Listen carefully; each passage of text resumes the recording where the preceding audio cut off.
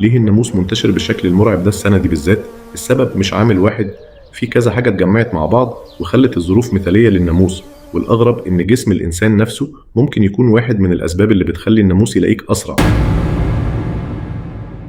أول عامل هو الحرارة، لأن ارتفاعها ضمن الحدود المناسبة للناموس ممكن يسرع نشاطه ودورة حياته. والعامل التاني هو الرطوبة، لأنها بتساعد الناموس على البقاء والنشاط لفترة أطول. بس ليه بيبقى في اتنين قاعدين في نفس المكان والناموس يهاجم واحد فيهم أكتر من التاني؟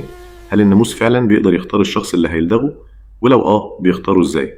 قبل ما أجاوبك، اضغط لايك واشترك في القناة عشان تستمتع بقصصنا في نص الليل. الناموس بيقدر يختار الشخص اللي هيلدغه لأنه بيستخدم إشارات مختلفة عشان يحدد مكان الإنسان، أهمها ثاني أكسيد الكربون اللي بنطلعه مع التنفس وحرارة الجسم وروائح الجلد والعرق. وكمان وجود النباتات الكثيفة والظل ممكن يوفر له أماكن مناسبة للاختباء خلال النهار. يعني الموضوع مش مجرد ناموس ظهر فجأة، الحرارة والرطوبة والبيئة المحيطة وحتى إشارات جسمك بتساعده يوصلك. فهل بتحس إن الناموس بيهاجمك أنت أكتر من اللي حواليك؟ اكتبوا في التعليقات إيه هي الأسئلة اللي عايزين إجابة ليها في الفيديو اللي جاي.